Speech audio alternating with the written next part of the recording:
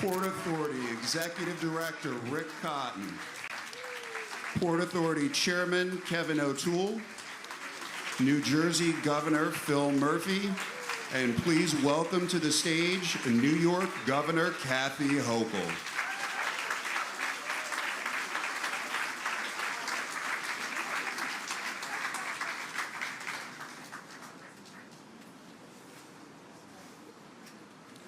Please welcome New York City Building Trades Council President Gary LaBarbera, Port Authority Executive Director Rick Cotton, Port Authority Chairman Kevin O'Toole, New Jersey Governor Phil Murphy, and please welcome to the stage New York Governor Kathy Hochul.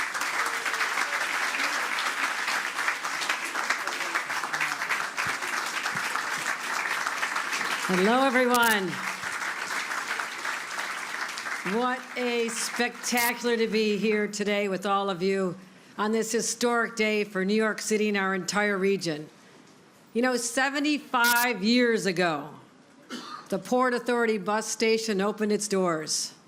Looks like it, doesn't it? I had lived that. Countless millions have passed through since then on their way to work, to shop, to see Broadway shows, to visit loved ones, or to experience our magnificent city for the very first time. And for many, this bus station is their first impression of New York City. We can do better. We must do better. This is about our image. And I will digress to say, and we're going to do the same with Penn Station. I want that to be magnificent, and we're going to get that done. Well, let's be honest. After more than 7 decades of nonstop use, this terminal is showing its age. And in recent decades, many have tried, yet many have failed to get this station rebuilt. In 2007, there was a plan with the developer to renovate it with a tower on the top. Well, that didn't go anywhere. In 2013, there was another attempt met by fierce community pushback. As recently as 2019, there was an effort started to bring back the 2013 plan. And none of these proposals managed to achieve what we're doing collectively today, breaking ground on a new Midtown bus terminal.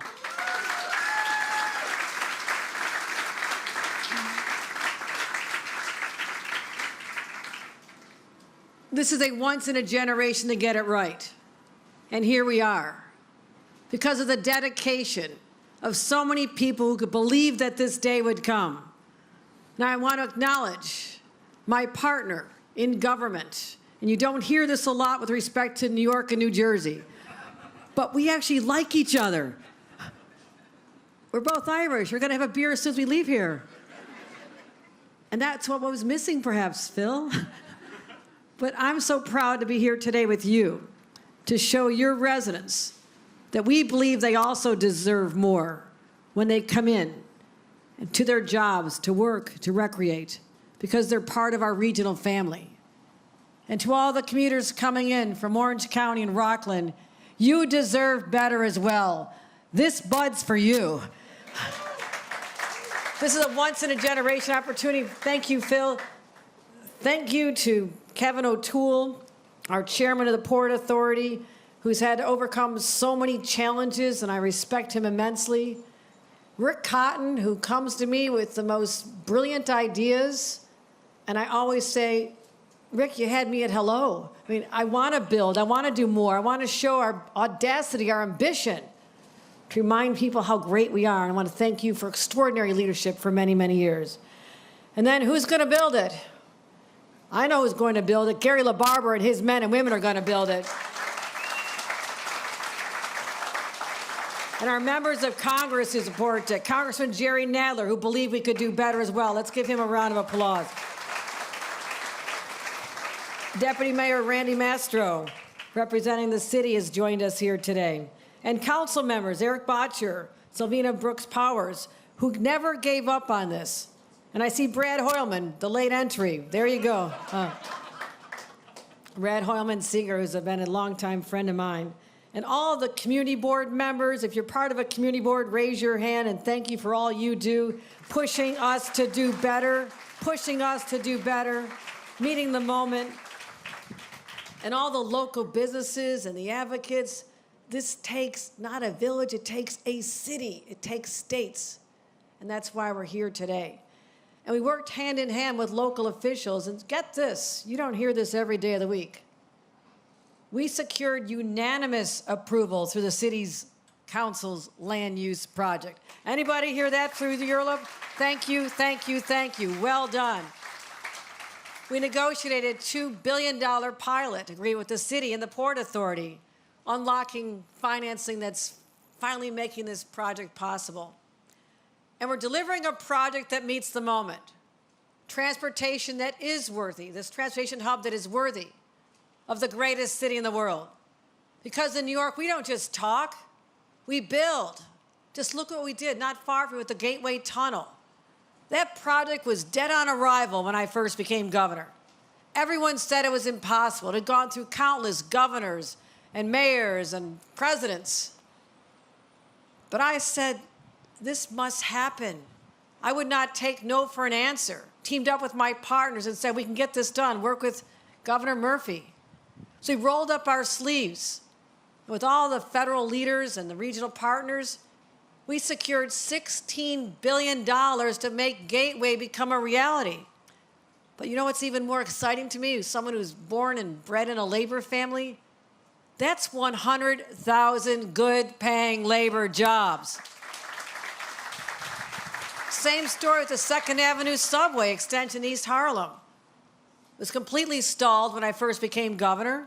We brought it back to life with $3.4 billion of federal funds. Don't touch our federal funds for the 2nd Avenue subway if anybody's listening in Washington. It's another fight you don't want to have. We also secured money for the engineering and design of the Interborough Express. How exciting is that? That'll transform how New Yorkers can get from Brooklyn to Queens and vice versa. And we broke ground on the Penn Station Access Project that finally gives the Bronx and Westchester residents that direct line into Penn Station. And now, the Midtown Bus Terminal. Time and time again, I have worked with my extraordinary team to bring projects, legacy projects, that could have happened at any point in our history and should have. But people said they were too hard, just too damn hard. And we made them become a reality. That's what New York deserves. And this terminal sees upwards of 8,000 buses going in and out every single day, serving 200,000 people every weekday. Those are extraordinary numbers. As I said, they're commuters from New Jersey, Rockland, Orange counties, and people from around the world. And the demand is just growing. So we're stepping up today with the Dyer Avenue deckovers. May not sound exciting to a lot of you, deckovers, okay? Believe me, ribbon cuttings are a lot more fun, and I plan to be around when this ribbon cutting is accomplished, a decade from now. You know what? They told me 10 years, Rick, you know I'm going to make you shave off time. I mean, that's just how I operate. Like, yeah, Gary, we can do it sooner than 10 years, right?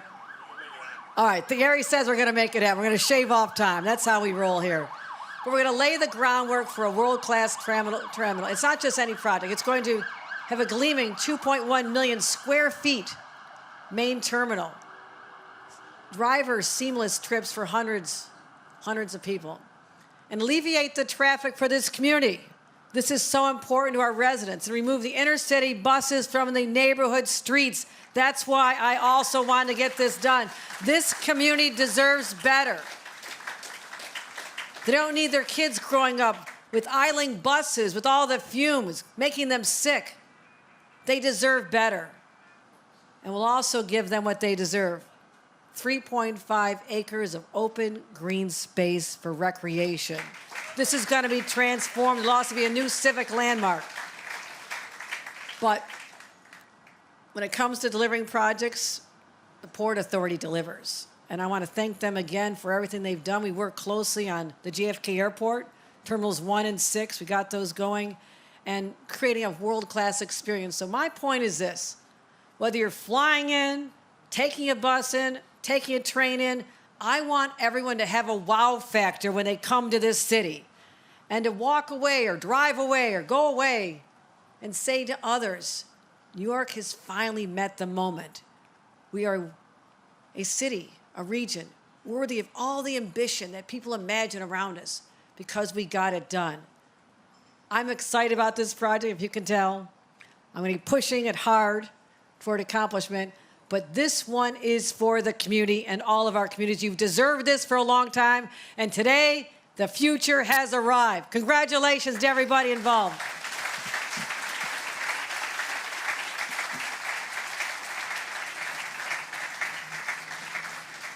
Please welcome to the stage Governor Phil Murphy. Hey, Steve. It's like old home week over here. Steve Sweeney and Bob Gordon, good to see you guys. Good afternoon, everyone. It is a real treat to be here. It is an incredible honor to be back in Midtown Manhattan to mark the beginning, as Kathy said, of a new era in transportation for New Jersey, for New York, and our entire region. Once completed, the new Midtown bus terminal will offer our riders and commuters a more reliable, accessible, and enjoyable public transit experience, period. And crucially, it will help transform our vision for creating a world-class transportation system into a reality right here in the greatest region in the world. So first and foremost, I want to thank all of our partners at the federal, Jerry, good to see you, state and local level, who are working together on both sides of the Hudson to get this project done once and for all, starting with my friend and fellow governor, Kathy Hochul. Kathy, thank you for your friendship, for your leadership, for your partnership across countless areas that we work on together. To you and your colleagues here on the New York side, to each of you, I say thank you for supporting this project. I also want to thank in absentia both current Secretary of Transportation Sean Duffy, along with his entire team, and their predecessors in the Biden-Harris administration. Just earlier this year, the Department of Transportation approved a nearly $2 billion federal loan to support the first phase of construction for this project. And we are incredibly grateful for their continued support.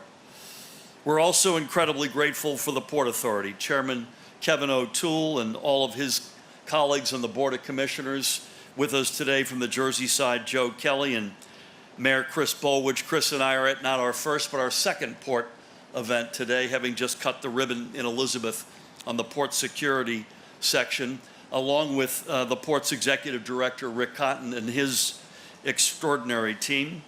And we're also going to hear from him in a few minutes, but I want to thank a particular shout out to one of Kevin's fellow commissioners and the president of the New York Building and Construction Trades Council, Gary LaBarbera. Gary, great to be with you as always. And to all of our brothers and sisters in labor, bless you. This project, as Gary knows better than anybody, is going to create thousands of good-paying union jobs for Gary's members, along with so many construction workers in the great Garden State as well. And together, they're going to build the future of public transit right here in the heart of Manhattan. It's almost hard to wrap your head around the fact that the Midtown bus terminal is the busiest bus terminal in the entire world. But as any of our region's commuters will tell you, it is incredibly challenging to meet the growing demand with outdated, as Kathy mentioned, with outdated infrastructure. And considering that the current Midtown bus terminal was first built during the days of the Truman administration, I've become an aficionado of Toots Shore. Toots was at his apex at 51 West 51st in 1950 when this opened. And God bless Toots. Toots died 48 years ago. We got to turn the page. This much is clear. It is time for a much-needed upgrade and overhaul. And that's exactly why this transformational project to fully replace ultimately the Midtown bus terminal is so important. Once it is completed, it will offer an entirely new and improved experience to the hundreds of thousands of riders and visitors who will walk through its doors every single day. And this project will directly benefit the thousands of New Jerseyans who commute to and from the Midtown bus terminal. It will also directly impact and benefit the New York firms that those commuters populate. In fact, it will nearly double the terminal's capacity for buses, from being able to handle nearly 600 buses per hour to more than 1,000 buses per hour once completed. And given the fact that buses account for the biggest portion of NJ Transit's ridership, this means this new terminal will be equipped to meet growing demand for our state's riders and commuters for many decades to come. And even better, this new terminal will be equipped with state-of-the-art infrastructure to accommodate NJ Transit's growing electric bus fleet. And I want to give a shout out to its Chief Executive, Chris Calori, and Board Chair Fran O'Connor, who are with us today. So the bottom line is we are modernizing our entire public transit system while also making our streets cleaner and safer at the same time. And whether you commute to the Midtown bus terminal for work every day, or if you are a tourist visiting our region for the very first time, this new facility will also offer you a far more pleasant and enjoyable experience. Because much like the new Terminal A at Newark Liberty Airport or LaGuardia or the new World Trade Center Transportation Hub downtown, the new Midtown bus terminal will have dedicated spaces for retail, restaurants, and entertainment. In other words, this will be a transportation hub that welcomes travelers so they could take a few minutes to grab a bite and catch their breath, or just kick back and relax while they wait for their bus to arrive. And at the end of the day, that is what it means to build a world-class transportation system. Fewer headaches, better service, and greater peace of mind. So again, this new terminal is going to be a game changer for New Jersey, for New York, and from visitors from across the entire globe. And it will help ensure that we preserve our region's proud reputation as the gateway to America. So thank you all for your commitment to completing this project and for creating the best possible public transit experience for our commuters, workers, and families. God bless you all.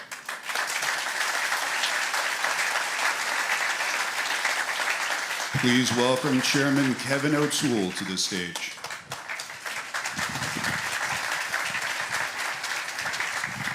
Thank you, Governor Murphy. Thank you, Governor Hochul, for coming here today and kicking off. We could say deck overs, but it's really the kicking off of the bus terminal. Gary, we're going to hear that from you. Yes. Thank you very much, Governor Hochul, for your support. Your interaction with the Port Authority has always been wonderful. Your commissioners have been terrific. Governor Murphy, I will tell you, thank you again for the interaction. The cooperation we've had from you and your office over the last 8 years has been magnificent. I wasn't quite sure how today was going to start and finish.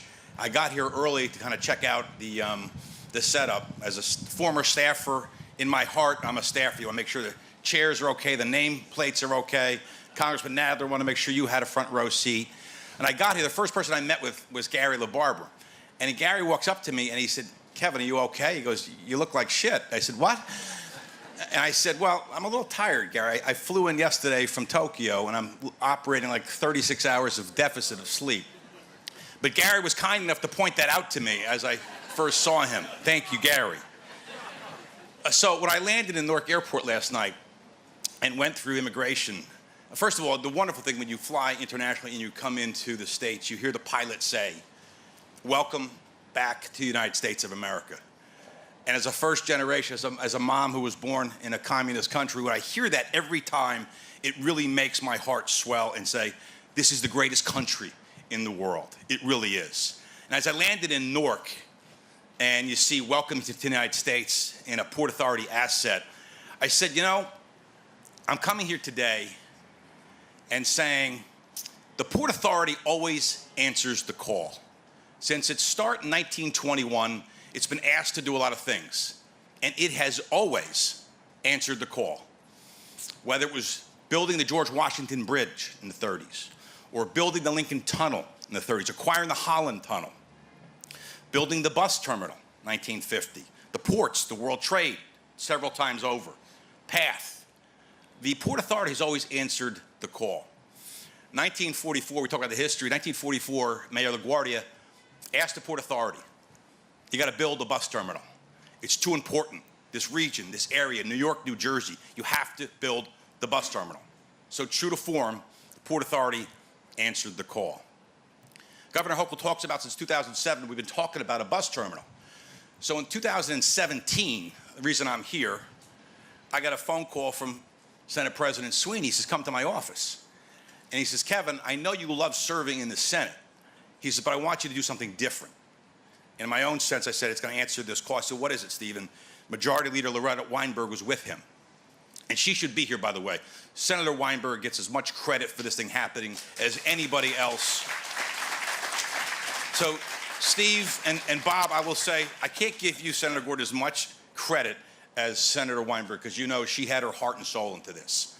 So, Senate President Sweeney sat me down and says, Kevin, I know you love the Senate, but there's a different calling for you. And we want you to go over to the Port Authority and serve as the chair with this fellow, Rick Cotton. I said, Steve, it's a really unusual ask. I said, why? He says, a lot. Because one thing you have to do is focus on getting us a bus terminal. So we've been talking about it, planning about it. Now we are answering the call of the bus terminal. And we talk about once in a generation, and we've talked about the dynamics and the dimensions of what this new bus terminal will look like. And the reason it's going to get done is because we have an exceptional once-in-a-generational leader, Rick Cotton, who's going to make sure we get it done. In less than 10 years, I will tell you, Governor Hochul, and I commit to Governor Murphy, in less than 10 years. And the reason it's going to get done is because this place answers the call. And there's people here that I have to acknowledge who are part of the Port Authority family, who've been part of this for 10 and 20 and 30 years. Lillian Valenti, head of purchasing, has to be. Libby McCarthy, our CFO. Diane Eller, head of bus. Diane, this is yours. Riz Beige is our engineer, our engineer, head of engineering. That's for you, Riz, by the way. That's planned. Steve Plate, I'm sure he's here somewhere. Have to be. Peter Simon, we know what your role here. And let me just ask, and like Hirsch Perek and everybody from GoCorps, I want everyone to acknowledge the Port Authority family who has made this thing happy. If the Port Authority family could just stand up for a moment and take a bow for being part of this magnificent day. Port Authority, please stand.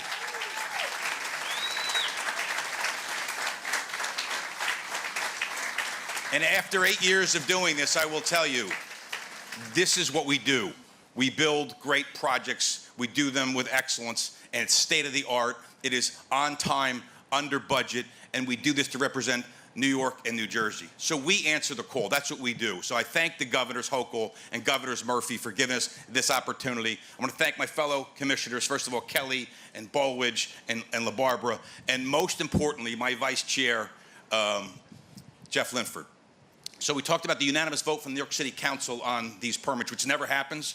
Well, I will tell you, Governor Hochul and Governor Murphy, for 8 years, the Board of Port Authority in New York and New Jersey has had a unanimous vote on every single board item we have voted for in 8 years, which has never happened before in the history of the Port Authority. And it's because these people, these commissioners here, who last Thursday pledged their commitment to make sure that we're going to fully fund this bus terminal to make sure it gets done and represents the Port Authority answering the call one more time. Thank you.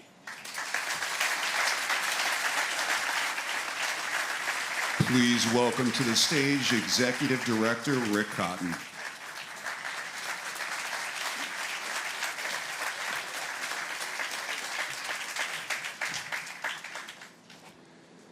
Thank you. It is really wonderful to be here. This project has a long history. The program this afternoon is beginning to be a little long. I'll try not to be one of the speakers that says what everyone else has said. And what I do want to celebrate is what the previous speakers have said, which is this is an extraordinary example of a bi-state cooperation between New York and New Jersey. And I'd like to thank Governor Hochul and Governor Murphy for being here with us today. It is a real testament to the importance and the support that both of you have given, particularly to this project. The current bus terminal, as everyone has noted, is more than 70 years old, but let's be blunt. It's undersized, obsolete, structurally and architecturally archaic. It has become a notorious eyesore that fails the commuters who use it and fails the community that surround it. The worst place on planet Earth was how one comedian famously described our current bus terminal, and that's might even be an understatement.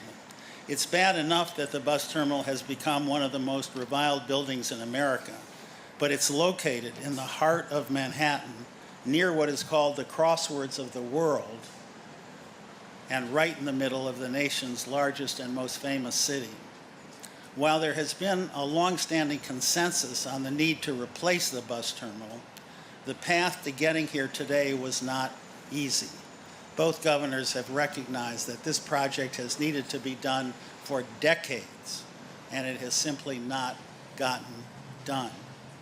Indeed, within the last decade, there's also a consensus to replace it, but earlier proposals of that era regarding a new bus terminal were mired in controversy when the Port Authority and faced opposition from the surrounding community. The stalemate derived from debates a decade ago about whether to build in Manhattan or New Jersey, a debate that divided the states, and from design competitions that were dominated by projects requiring extensive takings of private property by eminent domain that precipitated intense opposition from the local community. To break the stalemate, the chairman and I decided that we would map a way forward by focusing on two fundamental and actually fairly obvious propositions, but that we thought was the solution 8 years ago. Pillar one, the terminal must be of the highest quality and it must be capable of meeting the needs of commuters who will use the terminal for decades into the future. And pillar number two, the way forward must take fully into account the needs of the community surrounding the bus terminal, and most importantly, with no taking of private property. To that end, we conducted hundreds of meetings with community leaders, many of whom are here today, elected officials on both sides of the river, and transit advocates. We incorporated that feedback and released a new proposal in January of 2021, that was dramatically different, totally different from any preceding plan in order to respond to what we heard. So for commuters and bus riders, what would they get from this revised plan, which is the plan that is what we are building? Thanks to this plan, commuters will get a modern, well-organized, inspiring new terminal with top-quality concessions, brightly lit gates and corridors, easy-to-follow wayfinding, and a striking light-filled central atrium, something they will remember with pleasure. The new terminal will be able to accommodate more and larger buses and fully electric fleets. It will use artificial intelligence to coordinate bus movements and drive efficiencies to reduce the time that commuters now spend waiting in line or waiting in buses for their gate to clear. For the community, what would they get from the revised plan? The larger bus terminal combined with the addition, brand new addition, of a storage and staging facility, which may not sound sexy, but it will dramatically take buses off the street. No idling buses, no pickups and drop-offs on the street. All of that will occur inside our new terminal complex. Also, the new ramp system to and from the Lincoln Tunnel will eliminate the need for buses coming from or going to the tunnel to ever touch city streets, a key concern within the community. The blank outer walls with the crisscross steel beams of the current bus terminal that make it look more like a fortress than a transportation system will be torn down, and the new terminal will offer outward-facing retail that enlivens the blocks around the bus terminal and revitalizes and contributes positively to the ambience of the community. And right here where we are standing, once construction concludes, the Dyer Avenue deckovers will be expanded and converted, as you've heard, into 3.5 acres of open, public green space, something that is scarce in Hell's Kitchen. This is the proposal that was analyzed in an exhaustive environmental impact statement and was approved by both the Federal Transit Administration, and we are grateful to them for their support, not only in approving our plan for the bus terminal, but also for a $1.9 billion loan contributing to its financing. It was approved by the New York City land use process, concluding with the unanimous vote of approval from the New York City Council, and it has received unprecedented support from the 2 relevant community boards and the 5 elected officials whose districts encompass the bus terminal. We all know that this project has been needed for decades. Finally, we are here to put a shovel in the ground for the first stage of construction, the deckovers. We are able to celebrate this moment because we adhere to those 2 basic propositions, addressing the needs of commuters and of the community. And when we're done, we'll have a transportation center that this region can finally be proud of, that commuters will enjoy, and that the community can embrace. But getting here today, as I said, was a long path, and the key role, or the key thing that I want to do right now, is a list of thank yous to people without whose support we would not be here today. Beginning with Governors Hochul and Governor Murphy. Thank you for your support and your advocacy of this project. Thank you to Mayor Eric Adams and his team at City Hall, represented here today by First Deputy Mayor Randy Mastro. Thank you to Congressman Jerry Nadler. Thank you to State Senator Brad Hoylman-Siegel. Thank you to Assembly Member Tony Simone. Thank you to Manhattan Borough President Mark Levine. And thank you to City Council Member Eric Botcher. Thank you to Dan Grodnick and his staff at the New York City Department of City Planning, who were key to the approval process, New York City Department of Transportation staff, and City Council Member Selvina Brooks Power. Without those supporters, we would not be here today.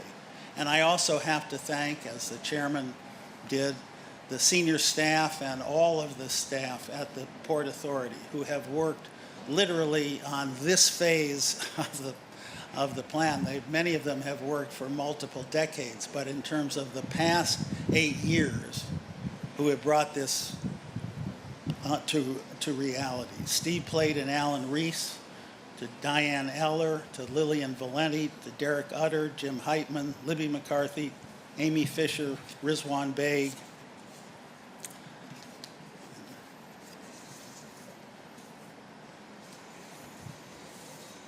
and I guess that is it. So thank you. I guess.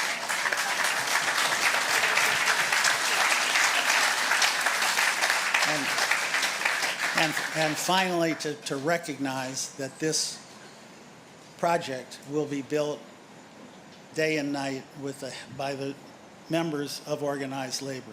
And we, as in all of our projects, are enormously gratified for their efforts. Thank you.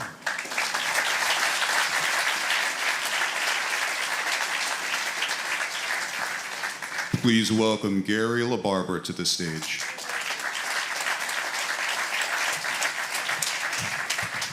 Well, good afternoon, everyone. It's good to be here. So I want to share a few comments, and I will keep it brief. And I want to talk about two different topics. But the first topic I want to do also is I want to thank all of the people at the Port Authority and all of the elected officials, but in particular, I truly want to thank, and I really applaud both Governor Hochul and Governor Murphy. And I want to share something with you. You know, I've seen you together many times, and I know you've worked on a lot of things in true partnership. And I want you to know that your relationship, but the bi-state relationship, literally transcends to the Port Authority Board. I have said this publicly many times, and I will say it again.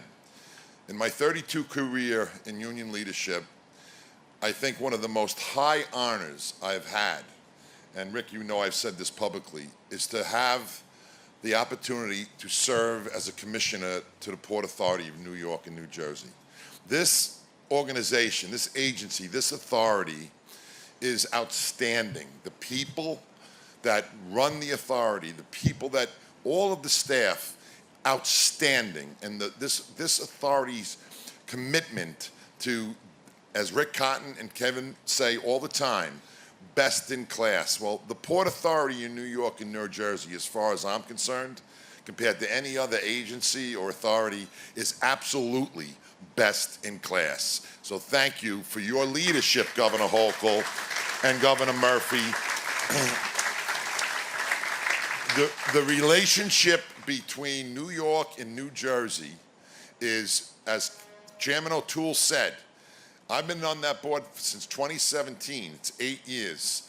And in my time and in my term as a commissioner, we have had many, many tough issues, many votes, and every vote for 8 years has been unanimous between the New York commissioners and the New Jersey commissioners. So I wanted to point out how well the two states and the representatives as commissioners work together on behalf of the public and on behalf of the agency. So thank you again. And believe me, I attribute that to Governor Hochul's leadership and Governor Murphy's leadership, as well to Chairman O'Toole's leadership and the Executive Director, Rick Cotton. And we certainly would not mention who is a brilliant, brilliant person and is really an asset to the board, our Vice Chair, Jeff Linford. You know, Jeff is a very impressive person. So we were chatting earlier, and we were talking that, you know, the members of the building trades are going to build it. And, you know, he is a real finance guy. And he goes, oh, I just got to figure out how to finance it. And I said, well, that's what you're here for, along with along with our CFO. And I'm sure we're going to be able to do that. So it is great. This is a very, very significant moment in time. It is, in my opinion, a transformative moment for this community, for the ridership, and for the economy in Hell's Kitchen. Let me just now kind of talk to you from the building trades perspective.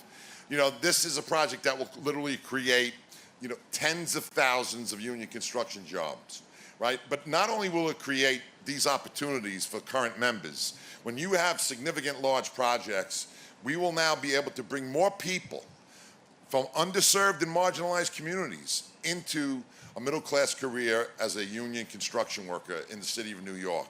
So this project isn't just about the current members, it's about the future as well. It's about the future of opportunity for workers to go into the middle class. It's about the future of opportunity for this community. You think about when you have thousands of construction workers and you think about local shops and bodegas, any place, any community, whether it's any of the boroughs, you walk in to a local store or a local shop when there's a construction project going on, they are thrilled, and they really never want to see it end because of how their businesses flourish.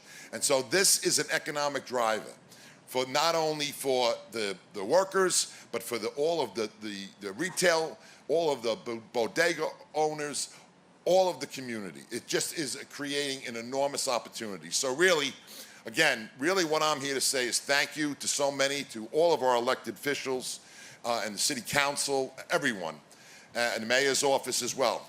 And look, the bottom line is this, right? This is going to be one of the best in quality terminals, I would say, anywhere in the world. And why would I say that? Well, think about LaGuardia Airport, right? best in class, one of the top 5 airports, not in North America, in the globe. And I will tell you that JFK will be the same. And I will tell you that the bus terminal will be the same, best in class. And I guarantee both governors that the tradesmen and women that work on this project and build this project will be and are best in class. Thank you so much, everyone. God bless you all. Thank you. That concludes our speaking program. We ask attendees to remain in their seats a moment to allow members of the press to capture the groundbreaking photo.